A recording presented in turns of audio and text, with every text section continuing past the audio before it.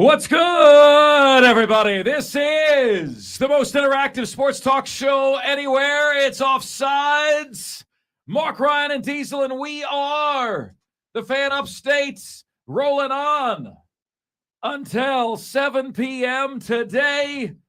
Know there's a ton of choices out there. Truly do appreciate you making us part of your day. Here's how you guys can take part in what we've got cooking. You can give us a ring at 844-FAN-PHONE. That's 844-FANFONE. That's 844-326-3663. The text line is there for you at 71307. Just start your text with the word fan, and away you go on the show. Coming up on Offsides today at 3:40 p.m., we will be announcing the non-sports bracket of the year. You know, each and every year we do a non-sports bracket on this show. We have done the Upstate's biggest pet peeve. We have done your favorite sportscaster ever, all-time sportscaster bracket. We have done March Mayhem. We have done the Upstate's favorite restaurant. We have done the Upstate's favorite bar. Our announcement on the bracket that we will be commencing next month, set to be announced today at 3:40 p.m. He is in the College Baseball World Series for the second year in a row. Landon Powell will be joining us at 4 p.m. this afternoon. There is a really neat way, there's a really unique way about looking at the future of pro sports in this country. And we'll drive down that road with you. I will rank every starting quarterback in the National Football League heading into the 2023 season. We have got either or. We've got the top 5 at 5. Can we stop? And we have you here on the most interactive sports radio show anywhere. Diesel, I made a concerted effort today. You're a halfway decent looking dude, but I made a concerted effort not to wear what you wore today. And ladies and gentlemen, I'm happy to announce that Diesel and I could not be more opposite in our attire today. Okay? Michael Jackson wrote a song about what Diesel and I are wearing today. It don't matter if you're black or white. I'm black. Diesel is white.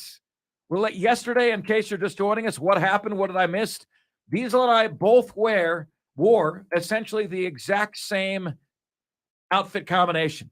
We both had salmon shorts and a navy blue t-shirt. And it's like, how in the hell did this happen? Absolute positive craziness for me. Let's open today with this. You might remember here that your boy had a scoop from Greg Sankey, the commissioner of the SEC, when he came to speak here in Greenville about the SEC women's basketball tournament. And the scoop was, at the time last November, that the SEC was strongly looking at doing away with divisions once Texas and Oklahoma joined the league. And I tweeted it. It went viral. Fox Sports picked it up. You mean they wouldn't let Texas call theirs the Longhorn division based on sheer hubris? Diesel, that would be a step up from the Big Ten's legends and leaders. Awful. Back in the day. Awful. Right? A step up from that. It's almost as bad as Atlantic and Coastal when your entire conference is on the Atlantic coast. It's almost as bad as this, Diesel. I came out with that. Obviously, it wouldn't go viral if this was something people knew, right? And I come out with it, and then I get angry messages from executives at the SEC saying, this is not news. This is already known. These are executives at the SEC messaging me. Well, I didn't know. Obviously not. Fox Sports didn't know. You know, Fox Sports College Football, a lot of people didn't know that. So, you know, and so we had a scoop, and everyone's been talking about what's going to happen with the SEC and their scheduling model. Okay, by the way, many of us in the male species have been a fan over the course of our lives of a model, okay, of the model. The scheduling model is the least attractive model. Heidi Klum, my favorite model. That has ever existed in mankind. We were watching her last night, Diesel. We were looking for a family show. We settled on America's Got Talent, something we thought Jackson might be interested in. He wasn't. It was a big fail. But Heidi Klum is on that show along with Sofia Vergara. So you just like vapid entertainment. Diesel, what family show? I thought you were going to ask me what vapid means. I don't know that either, Diesel. I don't like. Is it pointless, mindless, stupid, drivel? I would have gotten that right on multiple choice. But I will say this, man. Like, you get to be a parent, Diesel. It is hard, man. You'll see. It is hard to find things that everyone in the family can watch. Just wait. Wait till you got a 3-year-old, and it's like the 3-year-old wants to watch the next generation's version of Barney, and you want to watch the next iteration of Breaking Bad, and I don't know what Ashley's interested in. It is hard. So you end up like last week we watched Ratatouille, right? You have Ratatouille nights, Jurassic Park nights because he likes dinosaur, and I'm like, America's Got Talent seems halfway decent. You need to find you a VHS player and find classic Disney on VHS. You know why? Because every time they put out a new version of it or a new generation of it, they change it a little bit. Disney is constantly editing their features. Even we're talking like the late 80s and early 90s with like the classic decade of Disney animation.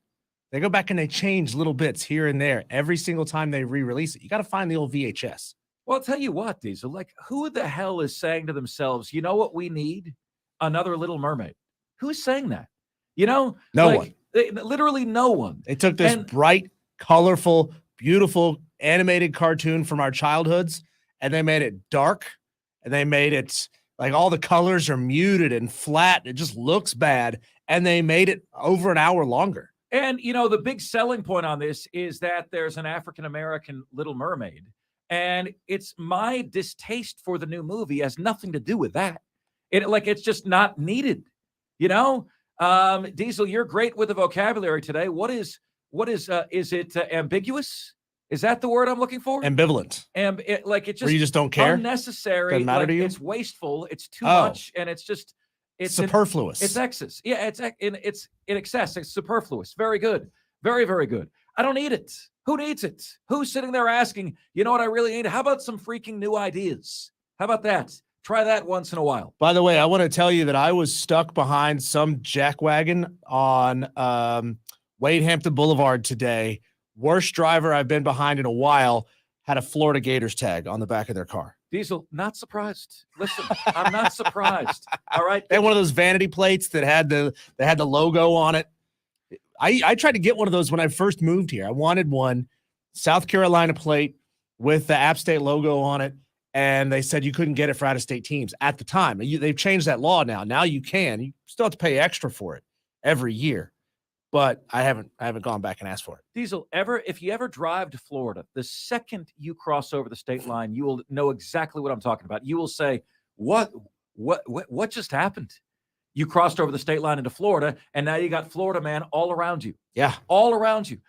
I'm not surprised about that by the least, but I am surprised, my friends, that when it comes to the scheduling model of the SEC, that these multimillionaires cannot come to an agreement on what they want to do. Do we want an 8-game conference schedule?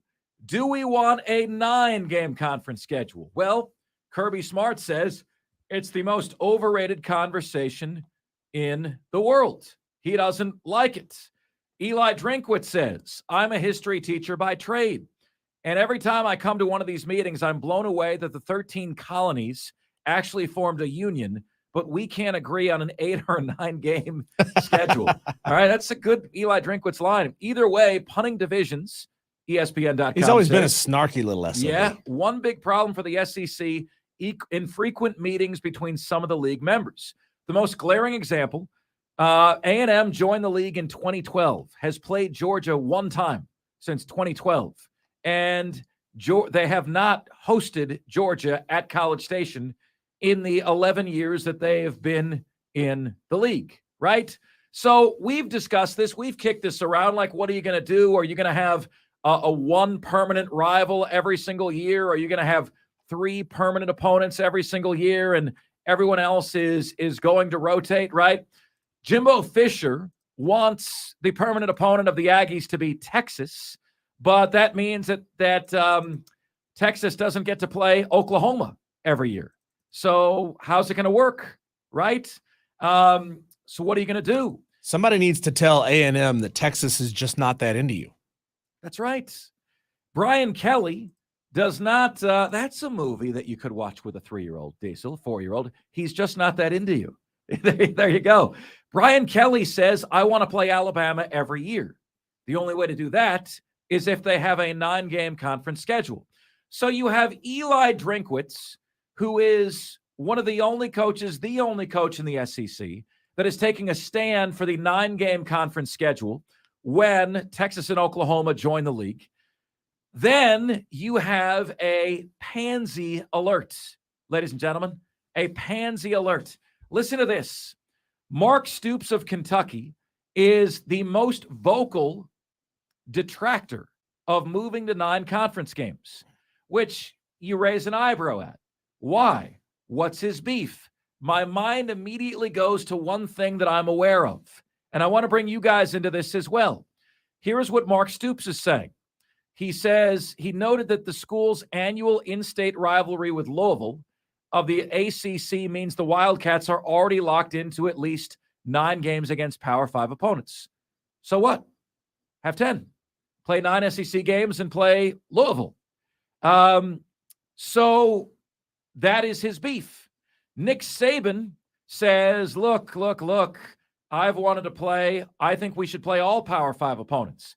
But if no one else is going to do that, we've got home and homes with Wisconsin, Florida State, Ohio State, and Notre Dame. And we're going to have to unwind that, were the words that Saban said. Why? Because we're not going to play 9 SEC games and then Ohio State, Notre Dame on top of it. This is the part of it, Diesel, that really pisses me off, really stains my hands. Mark Stoops doesn't want to go to 9 because they already have Louisville. We already have a 9th Power 5 opponent. This was more like 8.5 Power 5s. Right, exactly. Honestly. Right. This was Kentucky's non-conference schedule last year. Ball State, Eastern Kentucky, Akron, and Louisville. This is Kentucky's non-conference schedule this year. Miami of Ohio. I think the state of their schedule is balls. Right.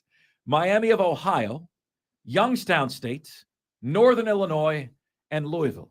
Diesel, we're about to enter our ACC and SEC team preview series months. We do it every single year. We bring on an expert from a school. Last year, we had Nick Roush on, and I said, man, why don't you guys play anybody?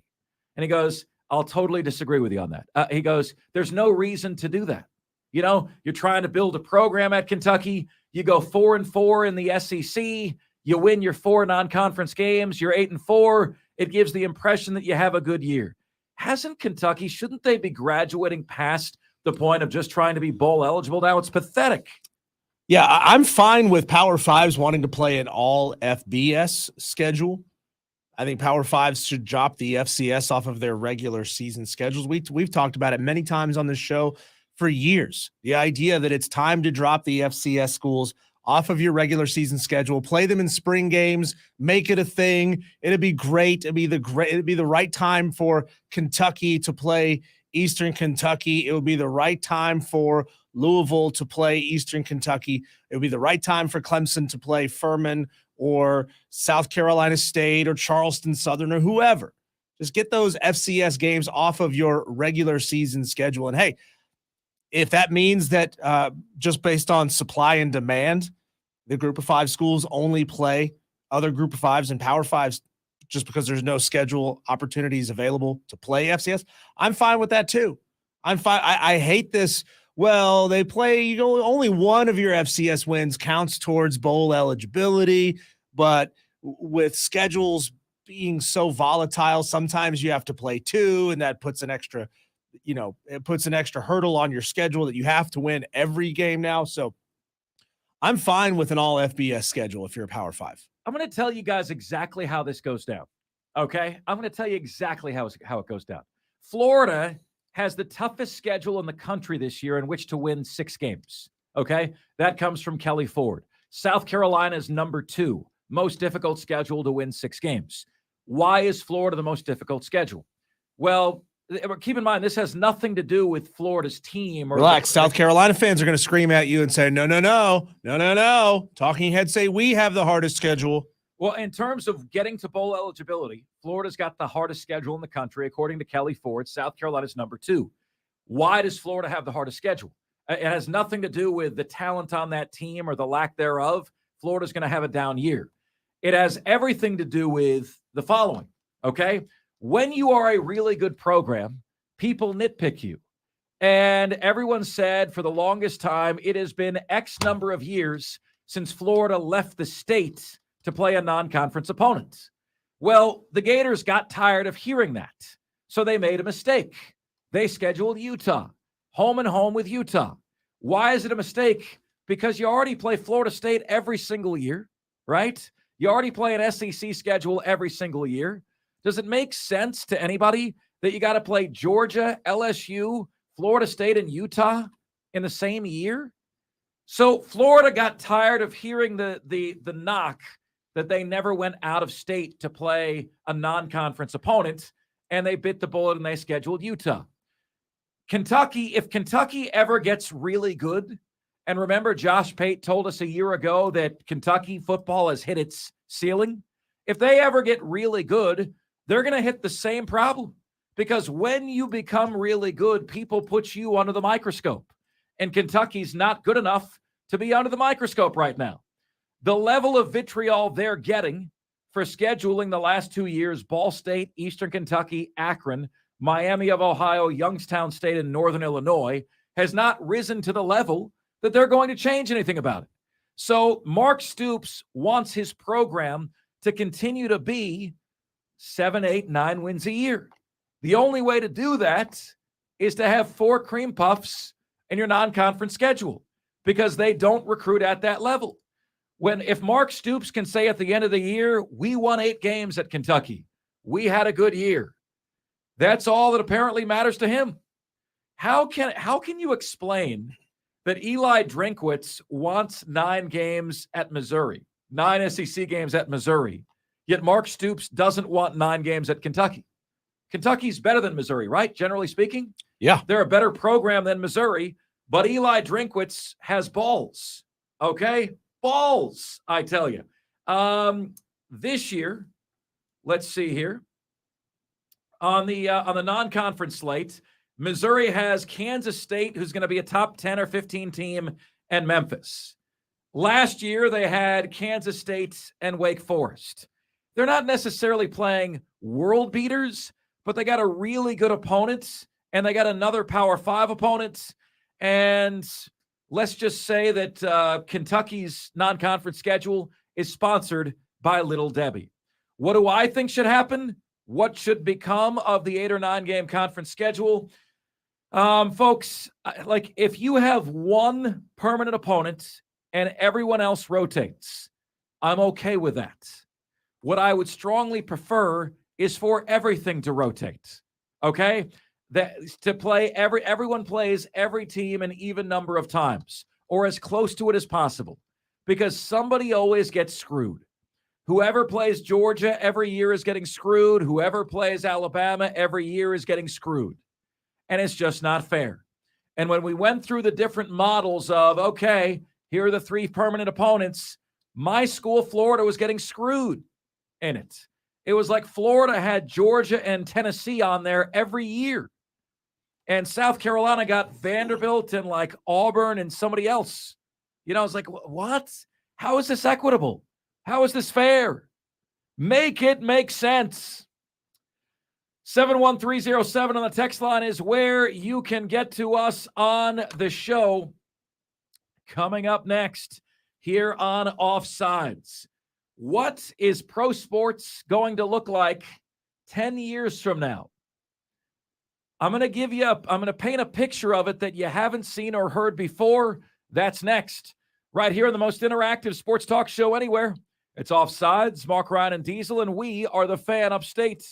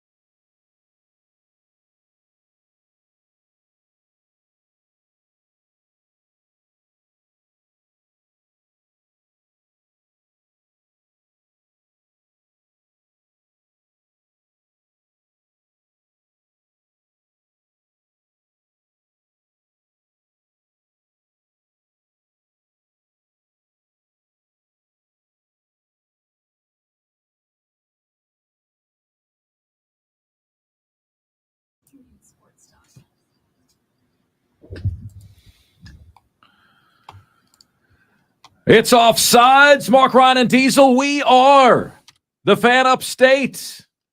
Hope you guys are having a great hump day.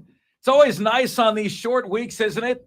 It's like, oh, you have one day and it's already hump day. This is a beautiful thing. Beautiful thing, my friends. Spur Daddy on YouTube says, what's up, boys? I see y'all are dressed polar opposites today. Way to go. Trey Davis thinks we did this because this was our wrestling tag team. There would be nothing more unlikely than Diesel and I dressing up as a wrestling tag team for a show. Okay, but we have dressed up as in Christmas outfits and swung our jingle bells into a cup. We have done that before. That's it. It's too bad Tim Snow's not your producer. It could be the Mark and Man Bun show. Oh, no. Because Tim rocked the man bun for a while. 71307 on the text line is where you guys can get to us. Let's see what you guys are saying on the text line. Texter says, no one is original anymore. Most songs on the radio are either remakes or they borrow the beats from past songs. Come up with your own music, idiots. Diesel, I'm not even sure how you're going to address that, but I would venture to guess there's never been a text on this show that you agree with more than that one. Okay? Don't get me. I could give you 4 hours on the state of modern rock and roll, on the state of modern music, on the state of modern entertainment in general. But that's not what this show is about. Texter says, Mark, there's only one thing Gamecock fans and Gator fans can do about these hard schedules. Become Alabama and the Georgias of the world. Then the complaints are gone. Efforting that, Spur Daddy. Let's see here. As you can see, I'm full of piss and vinegar today. Mark Stoops is an idiot. He looks like Dilbert from the old comic newspaper skit. I believe Mark Stoops is the coach that Beamer hates. I believe that's the guy. Oh, yeah. I'm the radio show host that he hates, and Stoops is the coach that he hates. Who do you think if Shane Beamer was in a room with you and Mark Stoops, who do you think would draw out curse words from Shane Beamer first? Ooh, I'm going to go Stoops. Because of the sunglasses comment. I'm going to go Stoops because of that. I mean, Diesel, look, we're in a different realm than he is, but Stoops is a peer to him. Like when a peer is crapping on you, we built a culture. What was it that Stoops says? You can build it's one thing to change the vibe. It's another thing to change the culture. We've changed the culture here. I could get up, stand around, dance around with some stupid-looking sunglasses. And Beamer hated that. Oh, he hated that. You don't talk about me that way. Well, that's what he did. Mark, there's only one thing Gamecock fans and Gator fans can do about these. Yeah, I got that one. We got that one. Got to that one already. So, guys, it's interesting. Diesel sent me something earlier today. Every so often, Diesel will send me he'll see something interesting. We'll send it my way. This happens a few times a week, and it's always something. Diesel gets a very high click-through rate from me because it's always something that is pretty interesting to me. And so today, Diesel sends me this link from The Athletic where it says when Major League Baseball expands to 32 teams, it should abandon the AL and NL and should embrace a dramatic geographic realignment. Here's how it could look. And I'm looking at this, Diesel, and I said to myself, here's what I want to do with this, okay? Because the NFL is the entity that sets the bar for everybody else, right? Everybody else is now coming to an agreement that 32 is the right number of teams to have in a professional league, at least at this point in our development as a nation. By the time I die, Diesel dies, you die, we might have 40 teams because the population of this country will have continued to explode given the fact that there are no population control measures that are in place, right? And every time you and I complain about the population exploding in our area, realize that you can do something about this. In China, you're allowed to have one kid, right? That's it. You can do something. There are certain methods that you can make sure you can use that keep insemination from happening. That's also true. You can. I don't think we're allowed to talk about those, though. No, you can do that. You can do that as well. So realize, folks, what is going on in pro sports, right? What is going on is that you've got Major League Baseball looking to expand to 32 teams. You've got the NHL has already expanded to 32 teams. You got Major League Soccer wants to continue to impress upon everybody we're every bit the professional league that the other professional leagues are. Okay? You've got the NBA with 30 teams looking to expand to 32 teams, perhaps in this decade, perhaps as early as 2025. So I wanted to kind of branch off and look at this because the Athletic is saying, look, MLB should do away with the two leagues and embrace dramatic geographical realignment. Here's how it would look. Diesel, you and I could do that ourselves, right? Like, we don't have an access to the Athletic articles because we don't pay for a subscription. But you and I could look at the teams that are closest to one another and pair them off in divisions and have no AL or NL anymore. To me, I think it's interesting to consider what is going to happen in these other leagues. Like, what is going to happen?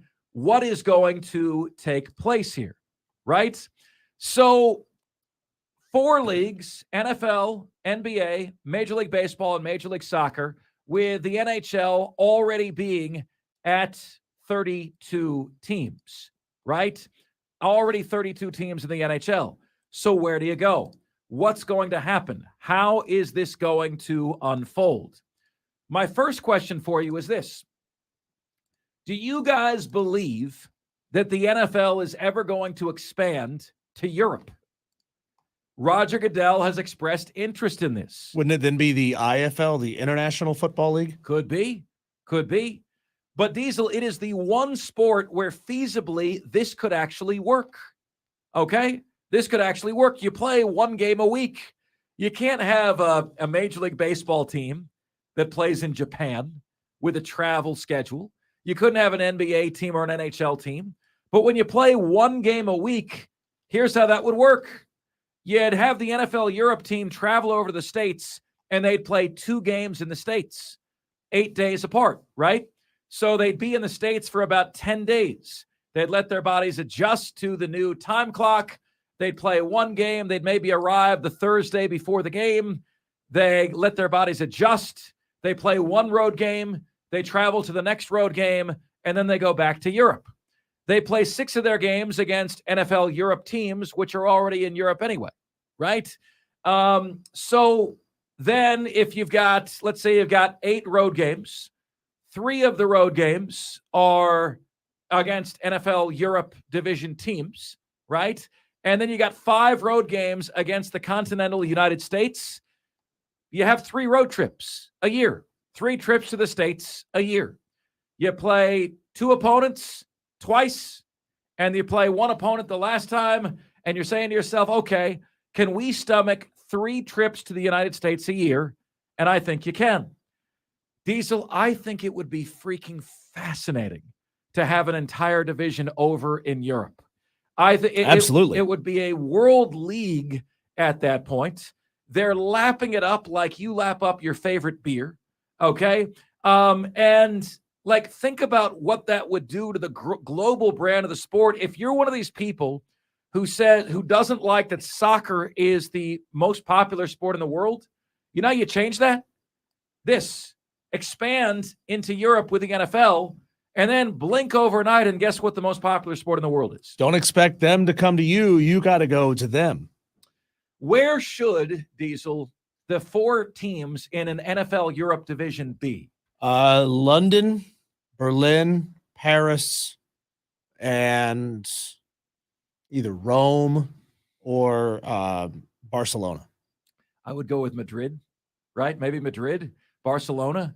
I was going to say, did you say Paris? Yes. Paris, London, and Berlin is a great one.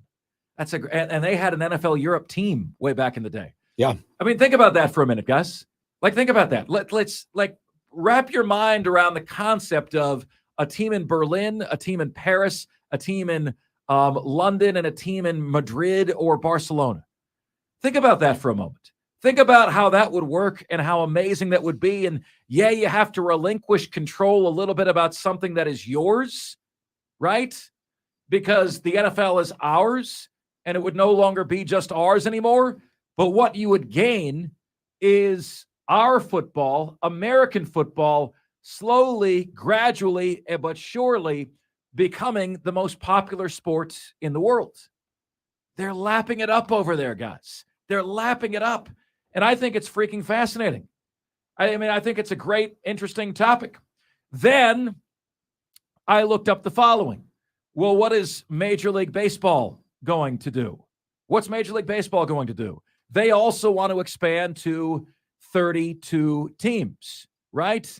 Rob Manfred, quote, I would love to get to 32 teams. Baseball is now a $10 billion a year sport, up from $8 billion a year when Rob Manfred took over. Everybody craps on Rob Manfred.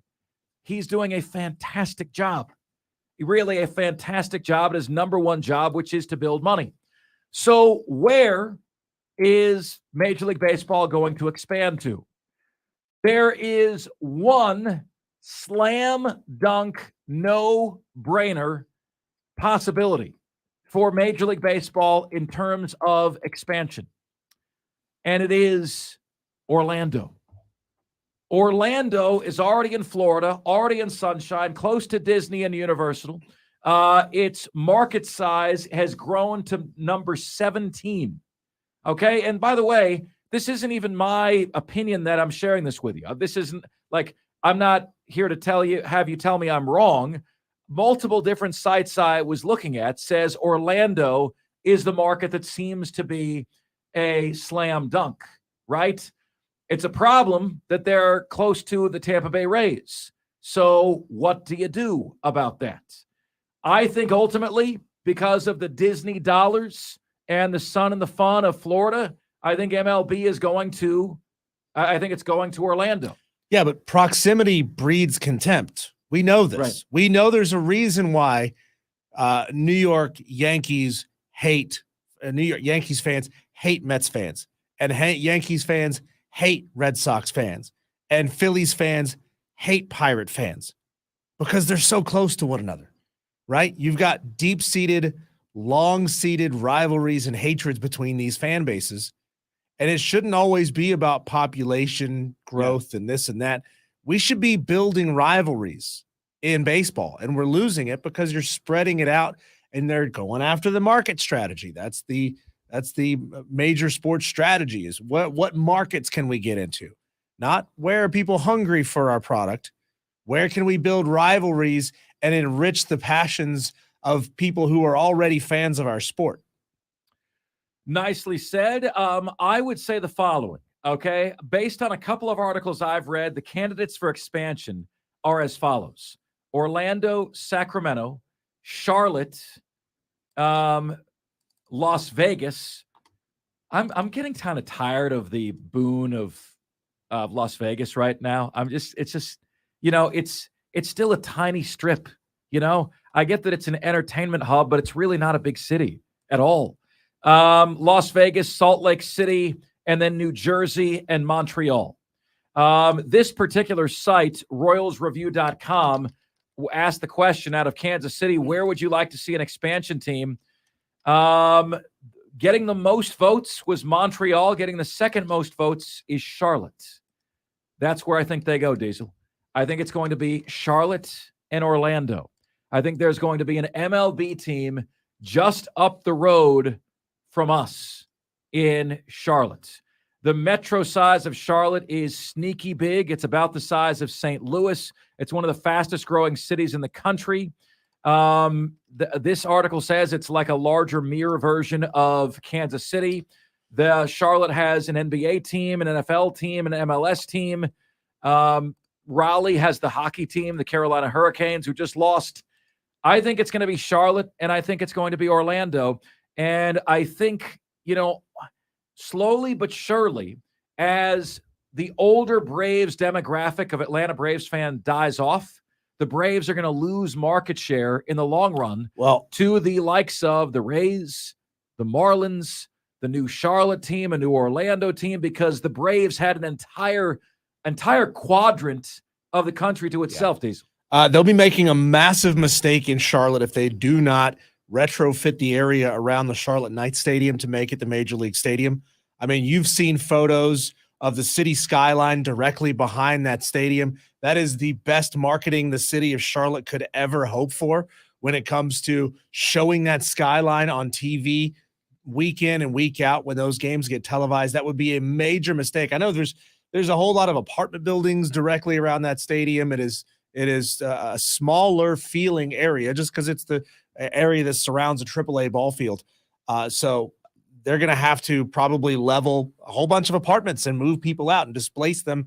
But that is the absolute best place to put a stadium. It's got to go there. They'd make a massive mistake if they didn't put it there. And, it will be better for this area because it will enrich the rivalry between Charlotte and Atlanta, between Charlotte and DC, and between Charlotte and Tampa.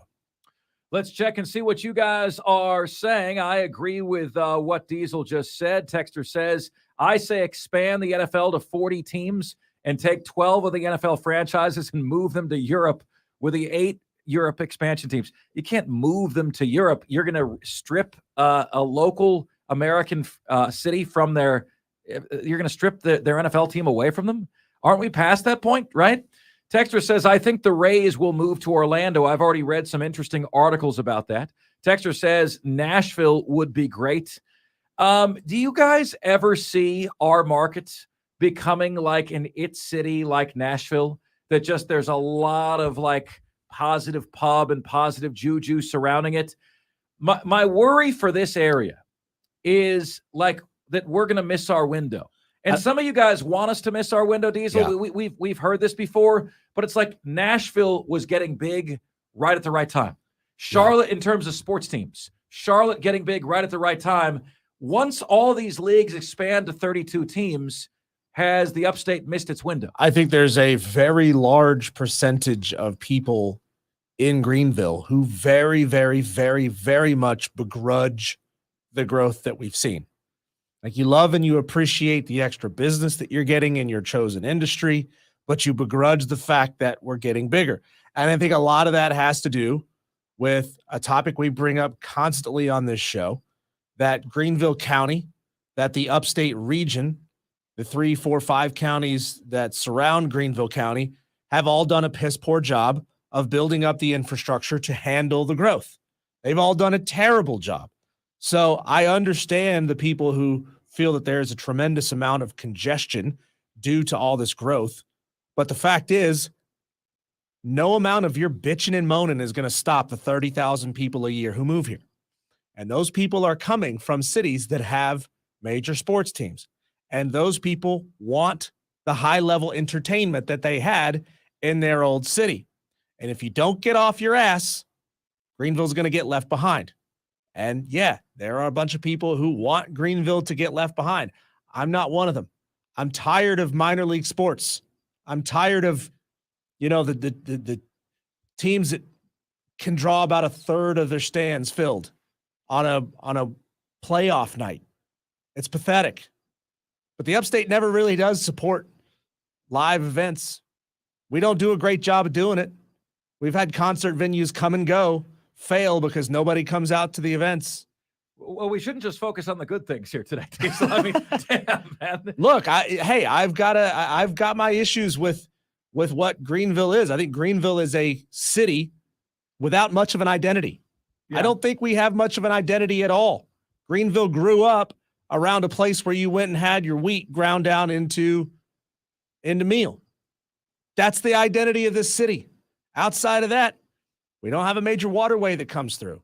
We're kind of that tweener city between Charlotte and Atlanta.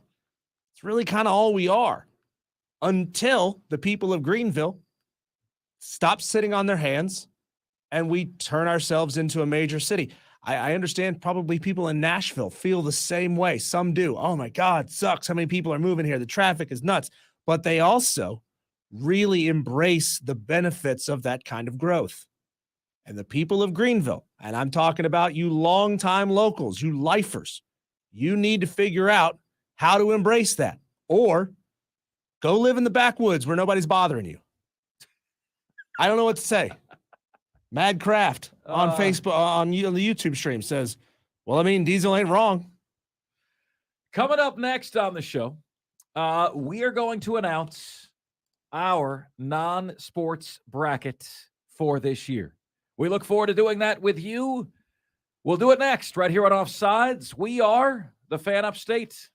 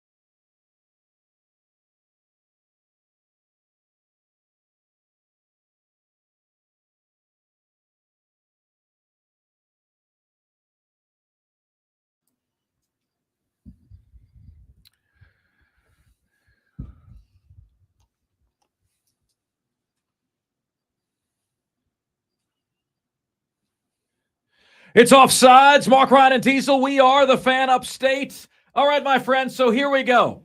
If you have been following closely, we do a non-sports bracket every single year. Okay, every single year. We have done biggest pet peeve. We have done your favorite sportscaster, the GOAT sportscaster. We have done March Mayhem, which is where you took all the people in sports in our area and said if they got into a fight with each other, who would win? Beamer against Dabo, who advances? March Mayhem, we have done that one. We have done the Upstate's favorite restaurant. Okay. We have done the Upstate's favorite bar. Okay. We have done all of that. And today, this year, folks, okay, and part of this Diesel's aware of, and part of this, he's not, okay? We have two ideas, and, like when I speak to folks around the building, they really like one of the ideas, right? And the reality is I kind of think both of them can work. So here's what we're going to do, okay? We're going to do this year not one but two non-sports brackets. Why? Because it's not one that it's not going to involve a lot of local businesses having to scramble around. Neither one of these does that. They're entirely your votes. Okay? So here is what we are going to do.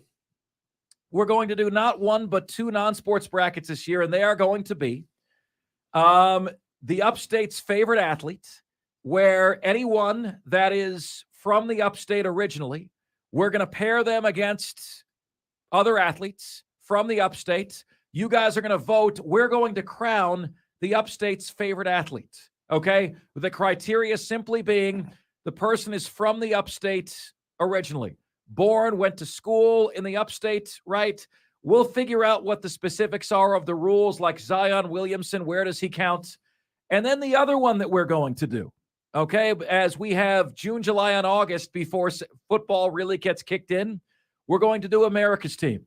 Who is really America's team? Here's how I see it.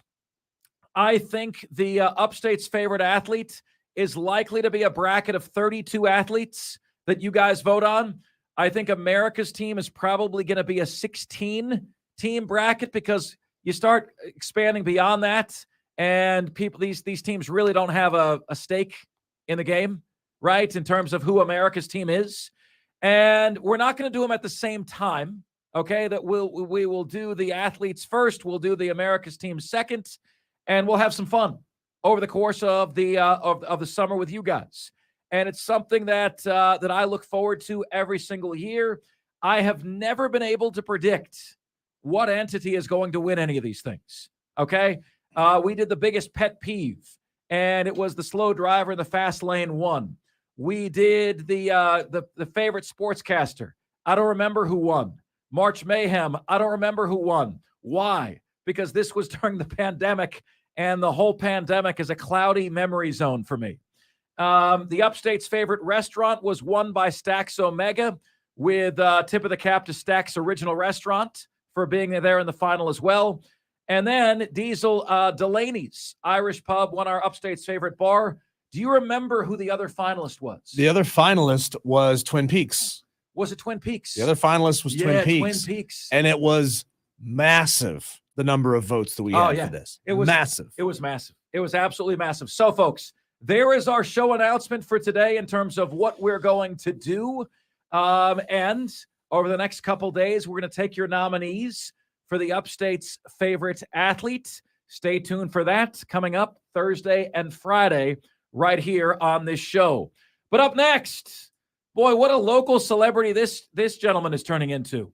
Landon Powell, clamored for by everybody, has North Greenville Crusaders into back-to-back College Baseball World Series. He joins us next here on Offsides.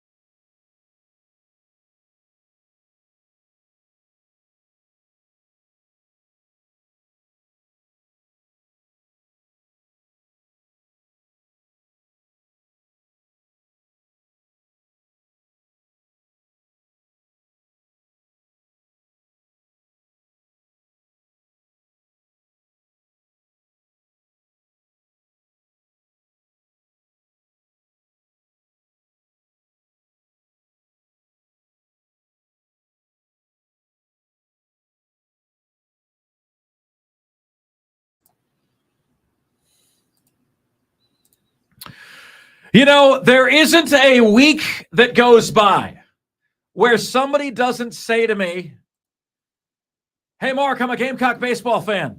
How do we get Landon Powell? How do we get Landon Powell? There's not a week that goes by where that isn't said to me in my regular life, via the text line, via the phones. Like, and it's like, I understand that the coach of North Greenville University is an absolute rock star. Played in the big leagues, is finding incredible success at the collegiate level. And I think it's awesome that somebody from our neck of the woods is getting such really major acclaim locally, regionally, and nationally. And he joins us right now on the show. Landon, you're a popular guy around these parts. I want to congratulate you on a job well done, advancing out of the Super Regional. Sometimes it is so difficult to beat those teams that are so familiar with you.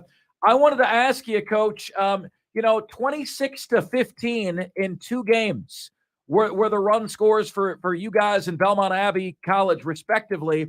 Was that a product of just the familiarity with those 2 teams, the offensive explosion in that series? Yeah, well, first off, Mark, thanks for having me on. It's Sure. always a pleasure to be on with you, and I appreciate the kind words. I'm a little disappointed in our pitching that we gave up 15 runs. That's not like us. But man, how could you be disappointed in the offense as much as we scored? It's not typical for us to give up that many runs. We do score a lot, but we've had a very good pitching staff the last couple of years. The Super Regional at home last Friday, it was a very hitter-friendly ballpark that day. The wind was blowing out, probably stronger.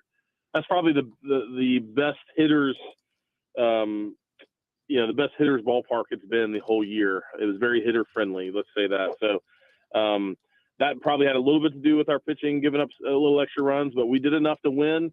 And you're right, it's hard to beat a team you're so familiar with. I mean, they're in our conference, Belmont Abbey, and we've already played them 4 times this year, so the Super Regional made it 6.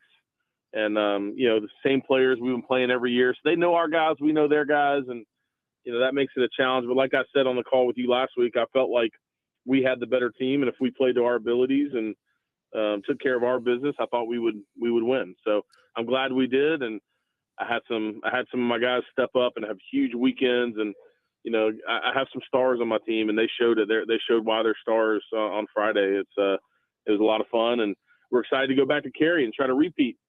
Landon, looking back at the time that you played and about the 10, 15 years after you left college baseball, it really felt like the power in college baseball was more towards the Midwest and a lot in California. But today, you look up and down Division I, Division II, everywhere. So much of the power of college baseball is moving towards the Southeast. Yeah, you still have a few teams here or there that are doing well, but to what would you attribute just so much of that power in the sport being sucked towards the Southeast? I think, my personal opinion, I've played all over the country and lived all over the country. I spent a lot of time on the West Coast in my professional career, and as a youth player and a prep player, I traveled the country and played all over. So I think I have a pretty good picture of how baseball is around the country regionally. And California has great baseball. Texas has great baseball. Florida is probably the most baseball-rich state in the country. But I will say that the Carolinas, North and South Carolina, are giving Florida a run for its money, in my opinion. Our baseball here in the Southeast and particularly the Carolinas has been elite the last 10 years, 12 years. I mean, South Carolina winning back-to-back national championships and playing for a third one. Then you follow that up with Coastal Carolina winning. North Greenville, we've now won and have a chance to go back again. I saw a thing on Twitter, I think it was yesterday. There are 9 universities in the state of North Carolina that are in a regional, and then there's like 4 more in the state of South Carolina. That was the most. So North Carolina was the most of any state as far as postseason regional baseball teams. And then South Carolina was like 5th. So that's pretty impressive that those 2 states combined pretty much double the next closest state. So I think baseball here in the Southeast really, really, really good. And the reason why, it's warmer, we can get outside and play all year long. I think that SEC football and the money that SEC and ACC football brings in, that trickles down to college baseball. And, the schools around here have incredible facilities. I mean, Vanderbilt and Tennessee, these places have incredible facilities. And, the West Coast teams and the Midwest teams, they don't have those kind of facilities. They just don't compare. So that's probably why I think that, good players and great programs are kind of where the money are. So what it seems to be. And that definitely, I think probably creates it being in the Southeast. Landon Powell, head coach of North Greenville University's baseball team, going back to the D2 World Series for the second year in a row, joining us here on Offsides. Mark, Ryan, and Diesel, the fan upstate. Coach, a week ago, when I was asked what the D2 postseason is not doing well, you shared with me something that, got me to do a little investigation and research. You said, Mark, they try to make this a national tournament, which is appreciated, but they're leaving out some really, really good teams, like a top 15 team was left out. And I wondered if this was a problem, Coach, unique to D2. And then I'm watching D1, and a top 10 team, Connecticut, is not hosting a regional. And Campbell, because they play in a small stadium, seating capacity 700, is having to go to South Carolina and play. Is this, what is the explanation for that? Is it just all about the money or what? Yeah, I can't necessarily speak to the true reasoning for it, but at first glance, you would have to think that money definitely talks, and if they have an opportunity to put a host site at a major Power 5 university like a South Carolina or an Auburn, that those are more attractive sites, that they're easier for television and for fan attendance and all the administrative things that go on behind the scenes. It's easier to do it at those big schools. They're prepped for it and prepare. They're used to it. So that's probably what it is. I think Auburn and South Carolina were both teams that RPI wise probably should have been not hosting, but because of their facilities and the SEC and the money and the power that those schools have, that probably is the reason they are. And that is what it is. It's I'm at a small school, so I understand the small school world and the disadvantages at being the smaller school. It's a real and present thing. So, but I'm excited as a former Gamecock. I'm very excited for my Gamecocks that they are hosting. That's how it should be. That South Carolina should host every year. It's a great baseball state and a great baseball university. Some of the best fans in the world are Gamecock fans, and I got to play in front of them at Sarge Fry, and the atmosphere that they create for postseason baseball is second to none. And I hope that they all show up at Founders this weekend and give a great atmosphere for our Gamecocks. And if they don't want to go to Founders, then they can go up to Cary, the USA Baseball Complex, and watch North Greenville play in a World Series, and they can give us a great atmosphere. I'd be fine with that too. North Greenville Crusaders head coach Landon Powell joining us on the show here. Now, Coach, I don't think you've had to deal with it too much this season. You talked about how you guys have really been able to put up some runs, but I know you've coached teams, and I know you were on teams that sometimes, you had a team that was hitting but just wasn't scoring. You were stranding a lot of guys, leaving bases loaded, 2 or 3 guys on. How do you spark a team? What is your strategy as a coach when you've got a team that not even just one game, but 2, 3, 4 games, it feels like a trend of leaving a lot of guys on base, hitting but not scoring? How do you spark them and get them over that hump and start putting runs on the board? I have a secret weapon at North Greenville. His name's John Michael Fail. So he helps me a lot because he doesn't have to scrape runs across. He just hits them over the fence, and they give him points for it. So, in the Super Regional, he had 4 home runs in one day, had 9 RBIs. He's just an incredible player, and we've talked about him before on here. But, if you don't have a secret weapon like John Michael Fail and you're trying to figure out how to create more runs, the best way is to have a grindy, scrappy offense, no easy outs. You don't strike out. You're not hitting easy fly balls on first pitch, breaking balls. Compete, create long at bats, try to draw some walks. Just keep the pressure on the defense.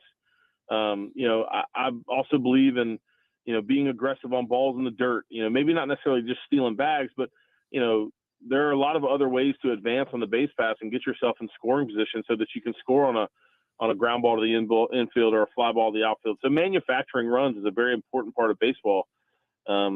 And in a game, it seems, hitting is contagious and scoring runs is contagious. I know that that's a saying, but I really do believe that. I've been around baseball long enough to watch it happen. And if you can scratch across a couple runs early in a game, it can give your offense the confidence to kind of relax and go in there and have good at-bats. It also gives your pitching some confidence to pitch with a lead. So, maybe like a safety squeeze early in a game, or a hit and run, or one of those types of things that just kind of creates a little pressure for the defense and maybe scratches across a run. That's a great way to get your offense going. Landon Powell joining us here on Offsides. So I don't know how you guys possibly, Landon, prep for these opponents that you've never seen, that you don't play. Is this week for you just like 5 straight days of all-nighters watching every single game Augustana played and the frequency of sliders? Or do you just say, the hell with it, let's just go play ball? Like, how do you scout them? What can you tell us about this opponent? Yeah, I mean, my assistant coaches and I have already started watching video on Augustana and the other teams in our region or our side of the World Series. So, yeah, we definitely do that. I mean, one of the main reasons we do it is for spray charts. We want to know where to play our defense. We shift a lot. We move our infielders around, our outfielders around. Being a former major league player, I learned a lot of that at the professional level. And there's a sabermetric side to defensive placement, and we've kind of mastered that. So we love to move our defense around. And so scouting reports are very important for that, to give us the data we need, but also watching the opposing pitcher, looking for sequences. When he's, how does he like to hit? How does he like to pitch a power hitting righty? Does he start him with an off-speed pitch and try to finish him with fastballs? Or is he throwing a lot of first pitch fastballs? Do our hitters need to be ready 0-0 in the count? Things like that. So we're definitely doing scouting reports, and we're passing that information along to the hitters and to the pitchers. We don't bog them down. We don't give them too much to handle, but we kind of go and pick out the important things that we think can help them be successful. At the end of the day, though, we tell our players, like, be you. Trust in your ability and play to your strengths. Don't try to change something because you have a scouting report. So if you know this pitcher likes to throw, sliders on the outside corner in certain counts, don't just wait and sit on it that count and then you miss a fastball middle in that you should crush. Make sure that you still play to your strengths and wait for that pitcher to make a mistake. But we do a lot of scouting reports, and maybe we can get an edge some way. We're always looking for an edge. That's for sure. That's for sure. Coach, one of the things about sports that I truly believe is true is no matter how well you think your program is doing something, there's always somebody out there doing it a little bit better than you. What programs at the D2 level, now that you've had a few years to travel and to see what other programs are doing, would you say has really impressed you and that you've learned things from the personnel standpoint, facilities, across the board, that you get to take back to your bosses there at NGU and say, man, this is really something we could learn from? Man, that's good. So I'd say the first program that we really started paying attention to when I got the job would have been Tampa University, or once they go by Tampa University or University of Tampa. But either way, they were kind of I grew up a Duke basketball fan, so I'm going to call them, they're the Duke basketball of Division II baseball. I mean, they've won 8 or 9 national championships. They're always there in the top 5, top 10 in the national polls. They seem to get the best recruits at our level. So that was when I first got hired at North Greenville. They were that program that I said, okay, they're the best around. What are they doing? And what do I need to do to catch up to them? And so we've been chasing them for years. And I think I think a lot of people would say we've caught them here recently. We've surpassed them the last several years, the number 1 spot in the polls. We've won more games than they have the last 5 years overall. They've been missing out on getting to the World Series the last couple of years as well. So, but they have a great program. They do things well, and we kind of looked at what they were doing with their recruiting model and some of those things. From an X's and O's standpoint, there's a couple different schools. I mean, I think Mount Olive in our own conference, they do a great job with scouting reports and pitching.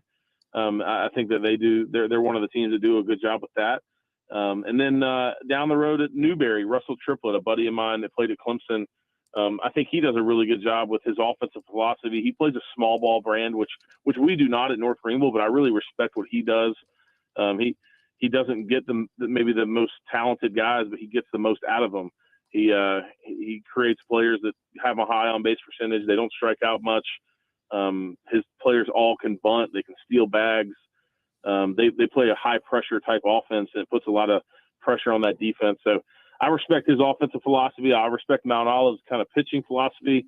And then University of Tampa was kind of the bar that we've been chasing. And hopefully we can go win another national championship. We'll be the first Division II program to win back-to-back national championships since Tampa did it back in 2003, 2004. So that's something we're chasing. That's incredible. Incredible to consider. Coach, what is the best way for your fans and our audience to support you guys? I know Cary, North Carolina, my GPS says 4 hours and 6 minutes away. Whether it's streaming or watching from here or attending there, what would you most like to see? Well, so it's a great facility up there. It's the USA Baseball Complex. It's where the USA national team trains, the World Baseball. It's a great facility, a great place to watch a ball game. So if you have an opportunity or time, come up to Cary. I'm excited about getting back there. It's where I grew up. I grew up on a farm about 3 miles away from where the USA Baseball Complex is. I went to high school right there locally. So my high school is probably 5 miles away from the complex. So I'm excited to go home and see a lot of familiar faces and my family and friends. But if you have a chance, come up there to catch a game live. It's a great place. But if not, you can get on the NCAA.com website, and you can go to look for baseball, and they'll have a live broadcast of all the games. And I believe it's free on the NCAA website, and they have professional broadcasters and everything. So it's not like on the ESPN app or anything. You have to actually go to the NCAA.com app, and then I think a lot of people will maybe screen share that to their TVs to watch it on the big TV. So fantastic. He's got it down, folks. He's got it figured out. And I'll tell you what, we're all going to be streaming, watching, attending as North Greenville goes for 2 in a row in the D2 College Baseball World Series at a fantastic park in Cary, North Carolina. Coach, we look forward to catching up with you again. And we thank you so much. It has been so cool having you keep us up to date with the #1 baseball team in D2, and we wish you all the best of luck, man. Please know we will be watching and rooting you on, all right? Well, I appreciate that. It's been an honor to be on with you guys, and thanks for the coverage you're giving to my school, and we hope to make the upstate of South Carolina proud again and try to bring it home. You certainly will. Thank you so much, Coach. Landon Powell, the manager of North Greenville University, the Crusaders, and I wouldn't want to play him. I'll tell you what, Diesel, I wouldn't want to play them. The super regional scores were 16-8 and 10-7. Belmont Abbey was 2-2 against North Greenville in the regular season, and they just opened a can. And I'm just here to tell you, like, Diesel, I don't know, man. Call me like a Southeastern elitist. No team from South Dakota is beating these guys. No. You know what I'm saying? No, it's funny. It's like I asked him a question. I realized this is something you really had to deal with in a while, because you guys just keep putting on runs and putting on runs and putting on runs. But that's the hard part. There's just teams that inexplicably, it's just today is not your day to go out there and hit the long ball, and you're popping out or you're hitting it right where they are. But some days you just got to be able to manufacture those runs.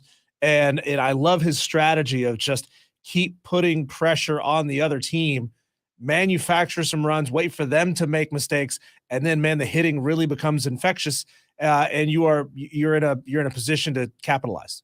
I'm fascinated, Diesel, with figuring out, like, he called a spray chart, right? You can picture what that looks like. It shows you where all the baseballs from a certain player were hit over the course of the year. Where does he get that? Like, who shows him that? Is that something at the D2 level that they have to put together themselves? Or is it there's some website somewhere that has the spray chart for every player on every team? Where does this guy hit the ball? Somebody's tracking it. Yeah. I don't know, like, how they put all that together. It's a far cry from the days of that little binder book with keeping score the old fashioned way. Yeah. I used to know how to do it. I've forgotten how. We wish Landon Powell and all the scouts at North Greenville University luck if they're scoring at home or even if they're alone. But I don't think they're going to need luck in this thing, man. We're excited for them. Can they go back-to-back? What do you guys think? 71307 on the text line is where you can get to us. When we come back, I'm going to rank all 32 starting quarterbacks in the National Football League. My name is Mark Ryan, and this is Offsides right here on the Fan Upstate.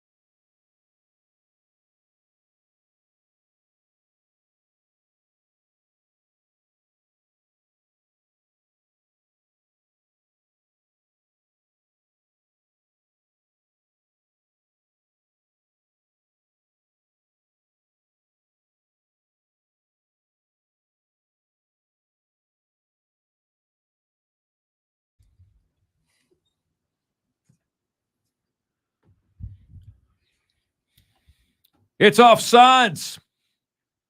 Mark, Ryan, and Diesel, we are the Fan Upstate. Truly do appreciate you making us part of your afternoon. No, there's a ton of choices out there, but and we truly appreciate you choosing us. Big thanks to Landon Powell. He's joined us 3 weeks in a row, man. He's joined us before the regional. He's joined us before the super regional. He's joined us before the College Baseball World Series for D2. And Diesel, I know that he'll join us rain or shine after the World Series, in the middle of the World Series. He is as approachable, as humble as a guy that's had the level of success he has. How many people that have his level of experience kind of give you the aura in their job, right, that they're better than where they are? There's an amazing thing about the people in the middle. The people in the middle are the worst to deal with. Yep. The people at the top got there because they're gracious and good people. The people at the bottom are wanting to work their way up, so they're going to be gracious and good people. But sometimes it's the people in the middle, those who just started to get their first taste of success. Those are the ones that act like they're too good for you. Yeah, and it's amazing. And like Landon Powell, like he's grateful for the publicity. He is grateful to be where he is. You know, and North Greenville University has a freaking star from South Carolina who played in the big leagues and is just acing his managerial role. I'll tell you, man, I wouldn't want to play him. There's a lot of value also to forging those kinds of relationships. You know, if a few years down the road, if Landon Powell finds himself as the head coach of the South Carolina Gamecocks or another big program because somebody's going to want to throw a lot of money at him, I guarantee he'll pick up the phone. I guarantee he'll answer the phone, and he'll come on with us every single time, no matter how big of a program he gets to. He's that kind of guy, and we're forging those relationships now. Yeah. A texter says Landon Powell's an impressive guy. He should come on and give tips to dads like me who have kids in baseball. Texter, next week when we have him on, send us a question for Landon specifically about that, and we'll ask it. Okay, I swear to you, we'll ask it. If you have a targeted question for Landon about that, I'll ask him the next time he's on with us, if that's next week or the week after. Let's see here. Spur Daddy says, I think we'll never get a pro sports team here because of our location. Atlanta and Charlotte, both blocking our area from getting this. Well, we're never going to get a pro sports team if that's your attitude. Well, we're never going to get one. Yeah, so, like, the other thing is, man, we are growing. And we are growing fast, you know, and this whole woe is me attitude sucks. And we've got to get over it, you know? Maybe like by the time I've been told for years that by the time we die, the national language in our country is going to be Spanish, right? By the time we die, by the time we pass on. And over the next 100 to 200 years, you're going to see just a massive influx of population. Could these sports leagues balloon to 40 teams, 50 teams? Because there are now 40 and 50 markets that can support them, right? We will soon see, man. Spur Daddy, we'll never be a major league city if we continue to have a minor league mindset. And what you just texted to us, Spur Daddy, is a minor league mindset. It's a minor league. Charlotte and Atlanta, they're bigger. They'll get the teams. Well, here's the thing. Charlotte's not getting an NHL team because it's already in Raleigh. Atlanta has had an NHL team, and they've lost it. I believe twice they've lost it. And so Greenville sits in that Goldilocks zone between Nashville. We've all seen how infectious NHL hockey success was in Nashville. In Raleigh. We've all seen how infectious it has been in Raleigh. We've seen how lightning in a bottle, pun intended, it is in Tampa. And now with Florida, I know it's not in Miami. It's about an hour and a half north of Miami. We see how just infectious it is there. Don't you want that? Don't you want that? NHL is going to be our best bet until Greenville grows big enough to actually challenge Charlotte and Atlanta for population, because Charlotte and Atlanta already have NFL. They already both have NBA.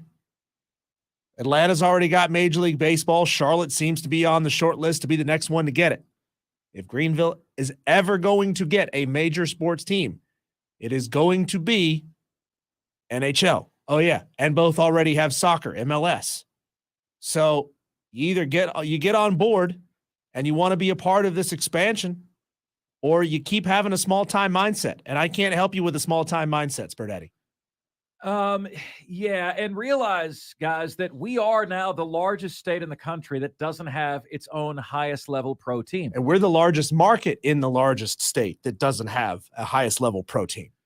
I still do think, Diesel, I know this happened last week when you were out. Spartanburg getting minor league baseball is awesome. I do. I think that's great. I think that's great. There's a lot of people here who are Red Sox fans. For those in me who hate the Red Sox, it's tough to root for the Greenville Drive, not just because they could do better with the name, but it's also because the affiliation. True.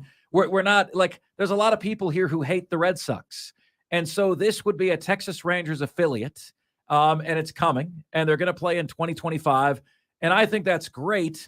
And it's probably going to be in a league below where the Drive are. But gosh, if they ever moved up to high A ball and we had that Greenville-Spartanburg minor league rivalry here in the upstate, man, that would be incredible. Trey Davis on YouTube says, if the upstate got an NHL team, I would support it. And I'm not even a hockey fan.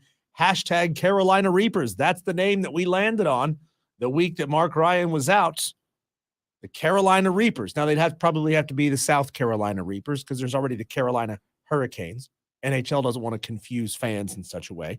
But Reapers, because the state of South Carolina is home to the world's hottest chili pepper, the Carolina Reaper. So the South Carolina Reapers, man, that's a tough name. All right, guys, let's do this. Let's get back on track with our schedule. Coming up next, I will give you my power rankings for all 32 starting quarterbacks in the National Football League 2023 season. That's next. This is the most interactive sports talk show anywhere. It's Offsides, Mark, Ryan, and Diesel, and we are the Fan Upstate.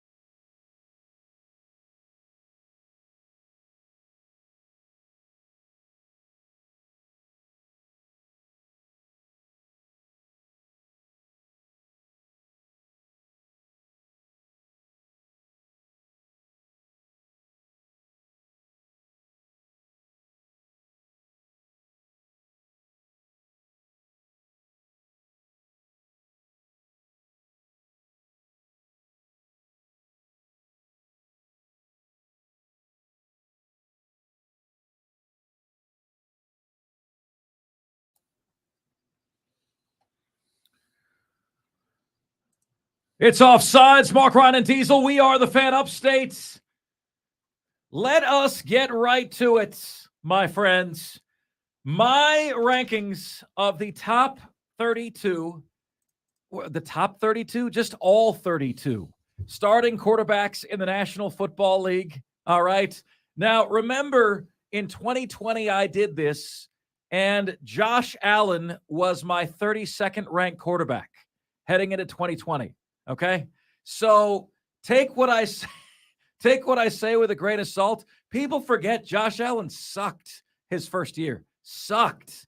He was not great his second year, but much better. And then he really took off in year 3. It's like coaches in college football. When do they take off? Year 3. That's why I'm not buying any of these hard schedule excuses that you guys want to give Shane Beamer. All right, Diesel, here we go. Diesel, do I start with 1 or 32? I think you got to start with 32. Let's do 32. I agree with you. Build up. The 32nd, the last ranked starter in the National Football League this year for me. Who is it going to be? Gosh, Diesel. Okay. Can you cut the music just for a minute, Diesel? Just for 1 minute. I am so pissed with this, Diesel. As a matter of fact, no. I'm going to save this for Can We Stop? I just got something just flashed on my computer, Diesel. You know how you get a pop-up, a random pop-up? Okay. I got that. I'm going to save it for our Can We Stop, which is coming up at 5:40 today. But something just happened, and it pissed me off so badly. Made you stop mid-segment. It totally broke my train of thought. Pissed me off so bad. All right, Diesel, let's go. Number 32. The worst starter in the National Football League this year is Sam Howell of the Washington Commanders. He is getting the nod from Ron Rivera. They're giving him a shot. But when the coach uses those words, we're going to give Sam Howell a shot and see how he does. It's not exactly inspiring a lot of confidence in the position. They've had stopgap after stopgap after stopgap. And you consider the other quarterbacks in that division. You got Dak Prescott, Jalen Hurts in that division, Daniel Jones on a franchise contract.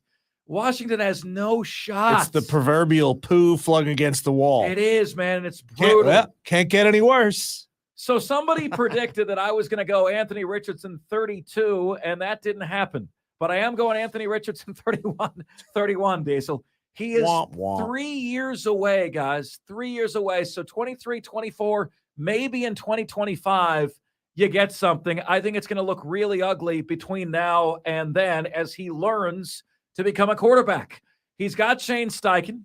Shane Steichen made Jalen Hurts into an MVP caliber player, right? Look at what happened to Josh Allen when he lost Brian Dable, took a step back, right? Does Jalen Hurts take the same step back? Does Anthony Richardson take a step up? Because he's got Jalen Hurts' OC now as his HC in Indy. Number 30, I go Desmond Ridder, Diesel, Atlanta. Just not a believer. Just really not a believer. Okay, I don't think he's it. I don't think he's that dude. I'm not a believer in him. Wasn't a believer in college. Not a believer in the NFL. And I think Atlanta's about to waste 2 years figuring something out that I'm telling them today. Number 29 for me, I'll go C.J. Stroud. Rookie starting quarterback for the Houston Texans. Did not get their first choice, but I think C.J. Stroud is immediately better than 3 starters in the National Football League. Number 28, I'll go Baker Mayfield. Yeah, this guy just doesn't go away, Diesel. He doesn't, he's the cockroach that can't be killed, Now with the Tampa Bay Buccaneers, in fairness, can you really be great if you have to learn that many new offenses every single year? He's like a cat. How many lives is this dude going to get? Yeah, right. So I got him 28th. 27 for me, Jordan Love, the new replacement for Aaron Rodgers in Green Bay. He's been around long enough in the system, long enough to not be awful. But I also think they wanted to get rid of Aaron Rodgers for so long and put up with so much of Aaron Rodgers' crap. What does that tell you? It tells you that they don't really believe in this guy either. Who would have been more successful, Jordan Love this season or Jimmy G, if he had stayed in Indianapolis and been the guy after Brady left? It's kind of a very similar situation in the fact that they were both there. Oh, you mean for a while. New England? You mean New England? You said Indy. Oh, Patriots. Sorry, I meant to say Patriots. Yeah. So if Jimmy G had stayed in New England and had a couple of years to learn under Tom Brady the same way Jordan Love has, which one of them would have been set up better for success? Exactly. So I think Jimmy G would have been great for a number of years. I think it would have been really, really good. And it kind of screwed up both guys' career, Diesel. Number 26, Kenny Pickett. Not an awful rookie campaign for Kenny Pickett. Steelers finished with a winning record yet again. Can he take the next step up? But he can only eat Whopper Juniors, though. That's it, right? Number 25, the team you just talked about, Diesel. Mac Jones, New England.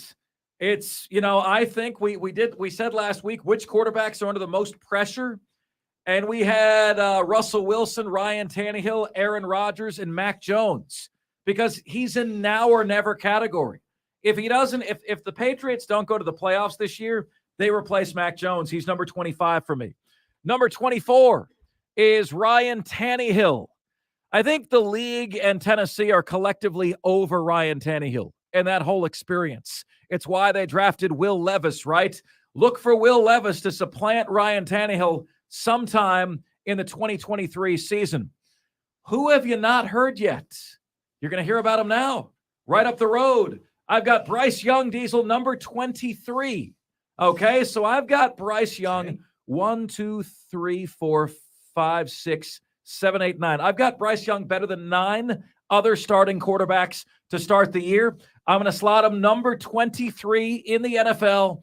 Boy, is he small, but he is very much a quarterback savant. And the way he's picking up the offense and the speed in which he's picking up the offense, if that height can be overcome, Diesel, they'll have themselves a heck of a player. You don't really see it until you start looking up camp photos, and man, he's tiny. Wow, is he small. All right, number 22, but Diesel. He made $1 million. Well, this is a low ranking, Diesel, for somebody making $40 million a year. Daniel Jones, the Giants, I think just guaranteed that they're not going to make it past the divisional round with his contract. 4 years, $160 million, all to be my 22nd best quarterback in the NFL. Number 21, I'm going Kyler Murray. If you don't work at your craft in the NFL, it doesn't matter how talented you are. And the scouting report for Kyler Murray, the advanced scouting report, has figured him out. And he has not developed a secondary pitch because he doesn't work at his craft. Number 20 for me, I really like him. I hope he takes a big step up this year. Justin Fields, Chicago Bears, they're my surprise playoff team. Number 19 for me, I'll go Matthew Stafford, who seems to have suddenly gotten really, really old overnight. Number 18 on my list, I will go the aforementioned Jimmy Garoppolo, now the quarterback of the Las Vegas Raiders. Again, it's going to take them some time. The roster's not in great shape. They do have the NFL's leading rusher and Josh Jacobs. I think Jimmy G will get to the place where he's decent, but can he stay healthy? Yeah, I think he's too handsome of a guy in too fun of a city. Yeah. He's going to be worn out, if you know what I mean. Number 17 for me. How about this, Diesel? Mr. Irrelevant, Brock Purdy. I've got Brock Purdy, number 17. The first quarterback on the second half of quarterbacks in the NFL. But think about where he started. Okay, I've got him in the top 20. I've got him ahead of Kyler Murray and Daniel Jones and guys like that. Brock Purdy, number 17. Massive pressure on this guy. Number 16. What happened to Russell Wilson, man? I got him number 16. Sean Payton is being paid a bunch of money for his biggest reclamation project yet. Can he turn Russell Wilson around? I've got number 15. Seemed to have rediscovered the fountain of youth and gotten a good second act to his career going, whereas Carson Wentz has disappeared. Jared Goff has found something in Detroit. I've got Jared Goff, number 15. 14, Diesel, where do you put this guy? Deshaun Watson. That's where I have Deshaun Watson. I've got him 14th right now. Was rusty AF last year, as could be. Now is clamoring for DeAndre Hopkins. I'm not going to put Deshaun Watson below what we saw from Russell Wilson, Jared Goff, or Brock Purdy. But I can't put him above this either because we don't know to what degree is he mentally or physically damaged. Deshaun Watson to me, number 14. Number 13 for me, one-hit wonder or a permanently successful band. Geno Smith, Seattle, led the Seahawks to the playoffs last year. I've got number 12, Kirk Cousins of the Minnesota Vikings. Just good enough to get you beat, just good enough to make you competitive, not good enough really to take the next step with you. I have Kirk Cousins, number 12. This guy was really hard for me to place, Diesel. Number 11, Tua Tagovailoa. Where do you place him? For much of the year last year, he was the top-rated passer, top-rated QBR. But if you breathe on him the wrong way, he gets a concussion. Oh, I know, a gust of wind, and he's out for the year. I got him number 11. I think when he's playing in that system, Coach McDaniel, very, very good. Now to the top 10. You know I like this guy more than you do. Derek Carr, now the New Orleans Saints quarterback. I think the Saints get a top 10 quarterback in the National Football League. If you disagree, who would you place above him on my list? Number 9, I'm going Dak Prescott, the Dallas Cowboys. Has frustrated the hell out of so many Cowboys fans. Dak Prescott, again, major pressure on him this year to take the next step. This is where I slot the guy, Diesel, you and I love to hate. Aaron Rodgers, I'm going number 8. Much is expected of him this year, man. Much is expected of him. Can he become a leader this year for the New York Jets? Is 8 around where you guys have Aaron Rodgers? Better or worse? Number 7 on my list, Lamar Jackson. Finally got his new deal. All right. Did he legally change his name to having a dollar sign in the S? That'd be nice, man. That'd be nice. Look, Diesel, you talk about guys under pressure. He's got to justify that contract, right? He's got to show that he can be an elite passer against complex defenses. Lamar Jackson, number 7 for me. Number 6, I'm going Justin Herbert, architect of one of the biggest playoff chokes in NFL history. Justin Herbert, I have number 6 on my list. So here we go, my friends. My top 5 quarterbacks in the NFL are coming your way in the top 5 at 5, which is next, right after this, here on the most interactive sports talk show anywhere. It's Offsides. Mark Ryan and Diesel, and we are the Fan Upstate.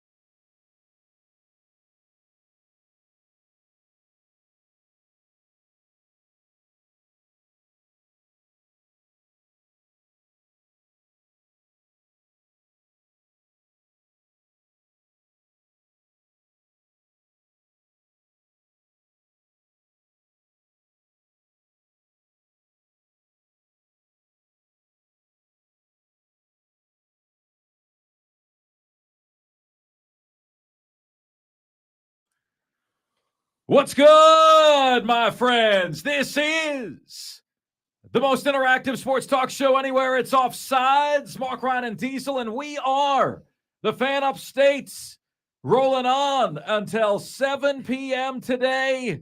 A ton of choices out there. You guys have them. We truly appreciate you making us part of your day, part of your afternoon. We always want to make sure that you've got all of the most important sports pieces of news and information that you come for on this show, and always want to make sure we're delivering that to you. We got a huge conversation going on right now on our YouTube channel about what the mascot of the Spartanburg minor league baseball team should be. People are suggesting things like the Beacons, the Marshalls, because the Marshall Tucker band is from Spartanburg. Let's see here. Spur Daddy said the Sparkle City Polecats. And Spur Daddy, you got to be thinking about this from the perspective of what's going to sell merch outside of the upstate. I mean, there's so many great names in minor league baseball. You can't get, there's the Binghamton Rumble Ponies. There's the Macon Bacon. Savannah Bananas. The Savannah Bananas. At the beach over the weekend, Diesel, as you know, unfortunately, I kept seeing Trash Pandas stuff. So they're these brands that have become national great names. brands. And if you, as much as it makes sense to the area to call them the Marshalls, it's a boring name, man. It's a boring name. Marshall Tucker Band. Oh, I see what you're doing. Yeah, and they're from Spartanburg. Yeah, okay. They're from Spartanburg. So, yeah, as much as it makes sense to the area, you can't call them something boring because it's going to be forgettable. And I see Spur Daddy over there trying to attribute this name, the Carolina Reapers, to Trey Davis. Spur Daddy, Trey Davis didn't come up with that name. I came up with that name. I came up with that name, and I posted an AI-generated image of what the South Carolina Reapers logo could look like on the Fan Upstate Twitter back on May 4th, and it looks sick. It is a Grim Reaper with a hood over his head. He's got a sickle in one hand and a flaming hot chili pepper the size of a softball in the other hand. That would be an amazing logo. Diesel, I'll say this on the air. I would post a poll, but I don't really feel like getting into another mudslinging match with the Greenville Drive. I just don't. But they have a forgettable name. They have a forgettable mascot. It's okay. I'll say it. The Drive sucks as a mascot. Yeah, but it's forgettable. Boring. It's boring, and like the actual mascot, just a pair of eyes. Like what? Yeah. What is that? It's a tire. I think it's supposed to be the automotive theme of the area. Yeah. And it's just boring. If you want to call it something, call them the Greenville Burnouts. But I don't know. That also has a different kind of connotation.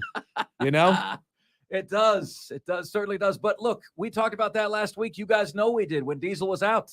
I said to you, look, and I got the Spartanburg mayor, Mayor Rice, I believe, to agree, Diesel. I said, Mayor Rice, please don't do something like the Drive that doesn't connect emotionally with the community. And when I said that, he goes, yeah, I got you. Yeah. He goes, no, our name is going to come out next year. We're going to have a name mascot logo next year in 2024, and it's going to be something that connects beautifully with the community. It's going to tug on the emotional heartstrings. And then I was asking myself, if I could have season tickets to either one of those, which would I want season tickets to? And I think I'm leaning Spartanburg, Diesel. Their stadium's only going to be 3,600 fans, 3,600, 3,800, something like that. It's going to be a small stadium, but the newness of it, the exciting of it. And as long as you build it and you make it expandable, that's totally fine. Right. Make the supply small so the demand is high. Make the atmosphere an unmissable atmosphere. And then you can start adding in a couple thousand seats a year as needed. But compare how they did this the right way, Spartanburg, with nobody. Like, I got a little feeler, Diesel, about 6 months ago that Spartanburg was close to getting minor league baseball. Then I heard nothing about it for another 6 months. And then the next thing I hear is the announcement. They kept that thing under wraps until all the T's were crossed and all the I's were dotted. Compare that to the mess in Malden with the soccer stadium.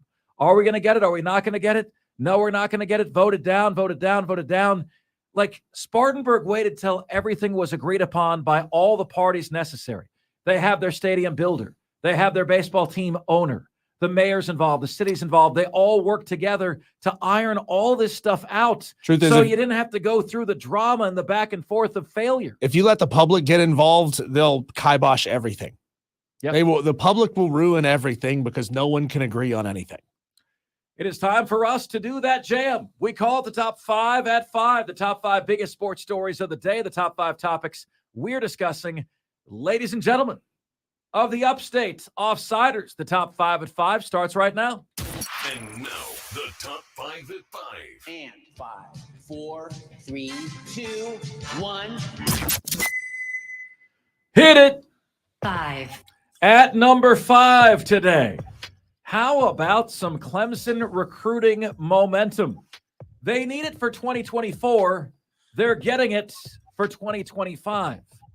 After Clemson's camp, they have offered the number 1 player in the class of 2025 from Charlotte, North Carolina, David Sanders Jr., offensive tackle. Okay? He grew up a Clemson fan. Clemson has always been his favorite school since he was a little kid. Boy, you have to think Clemson's in the driver's seat for the number 1 player in America. Looking ahead to 2025, David Sanders Jr. has an offer. Also, Jacaleb Falk has an offer. Gideon Davidson has an offer. Justin Hasenheudel has an offer, as well as George McIntyre and David Sanders Jr. I'll tell you what, a lot of offers coming out. Gideon Davidson, 2025 running back. Jason Hasenheudel, interior offensive line product. And Jacaleb Falk, a 2025 defensive player. Dabo getting out there early, getting out there often in recruiting for the Clemson Tigers. Next up, 4. at number 4. When is this game of musical chairs and the charade about the SEC schedule going to end? You might remember, folks, that I had a little piece of viral breaking news back in November when Greg Sankey came to speak at Greenville, the SEC commissioner, and he said, look, I'm going to bring you guys to the ground floor here. We're looking at getting rid of divisions in the SEC. And I posted it, and it went viral. And they're still non-committal on how they want to do this. Do they want an 8-game schedule? Do they want a 9-game conference schedule? Well, you have coaches that don't mind the elite opposition like Eli Drinkwitz saying, bring it on. And then you have guys like Mark Stoops who want to maintain the 8-game schedule. Why? Because he says we already have Louisville as a 9th Power 5 opponent. Folks, here is who Kentucky has scheduled the last 2 years in their non-conference. Ball State, Eastern Kentucky, and Akron. Miami of Ohio, Youngstown State, and Northern Illinois. Mark Stoops has a plan to schedule cupcakes every year to get Kentucky to 8-4, because apparently at Kentucky, if you go 4-4 in the SEC and 8-4 overall, that is good enough. It's a degree right out of Pansy University, and it's pathetic. And it's not only Mark Stoops that is saying stuff like that. It's at the highest level, known as Nick Saban. Alabama has Wisconsin, Florida State, Ohio State, and Notre Dame on their schedule coming up in a few years. And Nick Saban says if we play 9 conference games, we'll have to unwind that. My deal has always been to play more SEC games because we couldn't get more people to play us. Now I think there's more people who are willing to schedule us, so having a balance is probably most important. You see all these coaches jockeying for position in the expanded playoff? The mark is 10-2, and there's going to be zero incentive. Diesel, I'm telling you, you love the expanded playoff. One of the things the expanded playoff is really going to hurt are the non-conference schedules, because there's going to be zero incentive to play somebody good in the non-conference when you got to have a record of 10-2 and you play in the SEC. Next up, 3. You know, folks, this is really something. Okay, more than 800 golf courses in America have closed over the last decade. Okay? Two Also- right down the street from my house. Right? Also, the cost of playing golf at a nice golf course. If you want to play at a historic course, Diesel, it's going to run you about $1,835 a person to play the course, the carts, the caddies. Those are not Yeah, who's doing that? included, right? So the millennials are finding the game of golf too slow, right? 5 hours or more to finish 18 holes for their 21st century taste. Also, who's And- taking 5 hours to play a round of golf? That's a little slow. And millennials are apparently turned off by some of the racism, sexism, and snobbery that have long been so associated with the country club scene. But why am I mentioning this? Folks, I want to ask you guys, what in the hell has happened to women's golf? You remember like 10 years ago, 20 years ago, I would say the popularity in golf was 70% men's, 30% women's. Now it's like 99% men and 1% women's. When's the last time that women's golf had a must-see event on TV? Annika Sorenstam, Michelle Wie, where are they in women's golf? As a matter of fact, Diesel, I bet you the only women's golfer you can name today is famous because she's hot. Who is that? Paige Spearneck. That's it. And she's really not even a pro golfer. She's No. a good golfer who hangs around pro golfers. That's it. That's it. What's happened to women's golf, ladies and gentlemen? Where has it gone? You know, they used to be on network TV. Are they still on network TV? Women's golf majors? This sport has just slowly drifted away. And I don't quite know what has happened to it. What do you guys think? Next up. 2, All right, my friends, we have made our non-sports bracket announcement for 2023. This has been a tradition of our show, and it's been something we've had a ton of fun with over the years. Okay? We have done, since I've been here, the Upstate's biggest pet peeve, your favorite sportscaster, March Mayhem, where we had Will Muschamp and Dabo Sweeney fight one another, and we voted on who would win.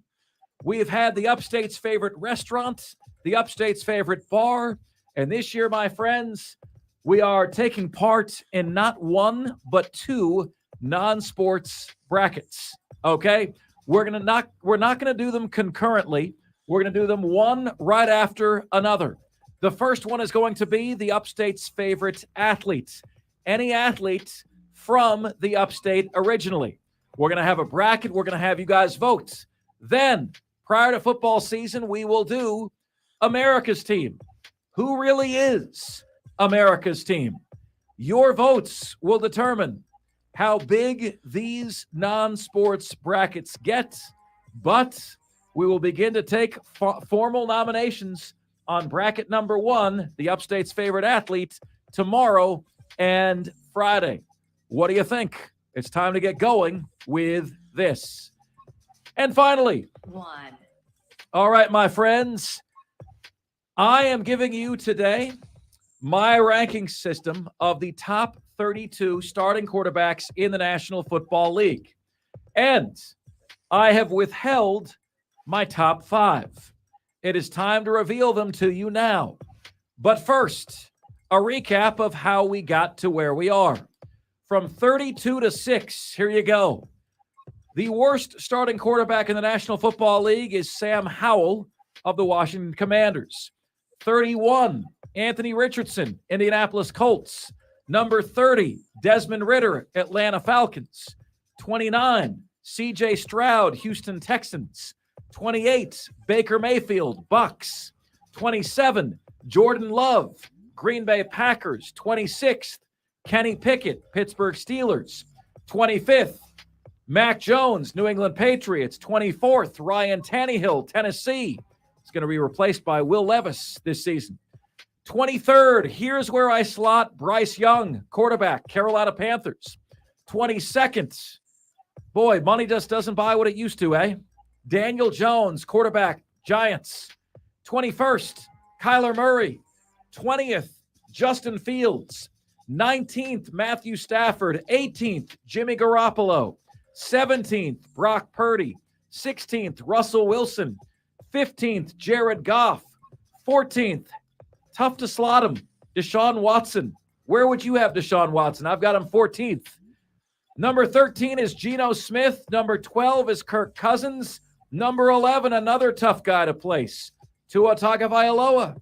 When he plays, he's really good, but all it takes is a gust of wind to knock him out for the season.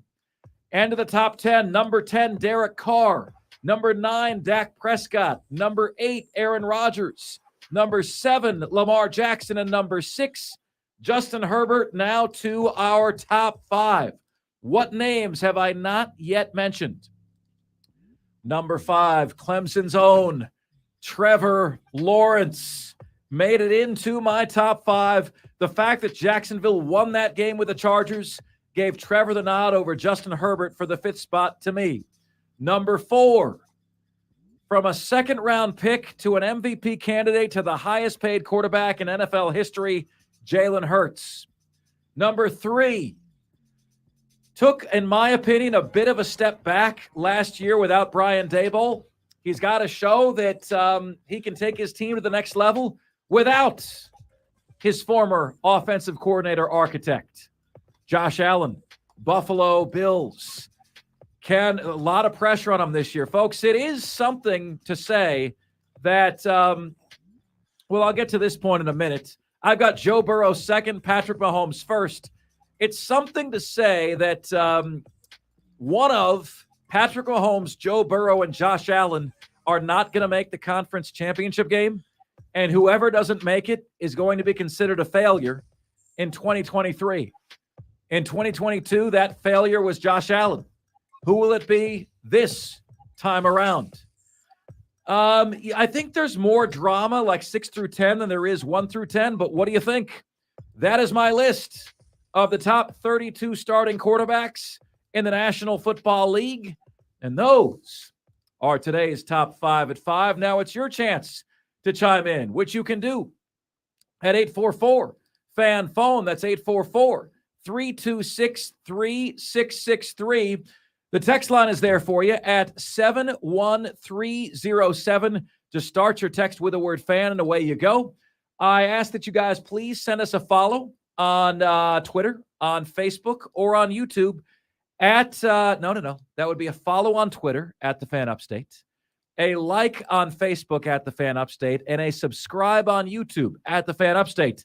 And finally, email. You guys can all email the show. You can email me, Mark Ryan, that is M-A-R-C Ryan, at thefanupstate.com. All the different ways you can get in touch with us here on the most interactive sports radio show anywhere.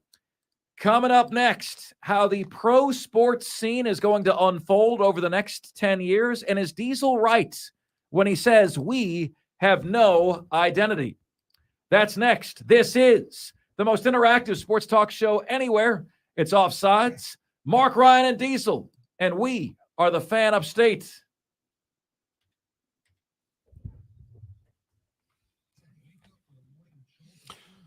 Stream, it's been fun. Spur Daddy, Trey Davis, Madcraft, all of you as usual, just blowing this thing up. Thank you so much for all of your comments, and thank you for staying in the pocket the entire show. You guys are great. Doing a good job staying on topic. That's key. You got to stay on topic, talk about what we're talking about, and then we can talk about that on the show. Appreciate you guys. Thank you guys so much. All right, we will see you back here tomorrow. Thanks so much. We're so pleased and impressed and, like, frankly humbled that this brand new platform is doing so well so soon, man. Thank you guys. We'll see you tomorrow.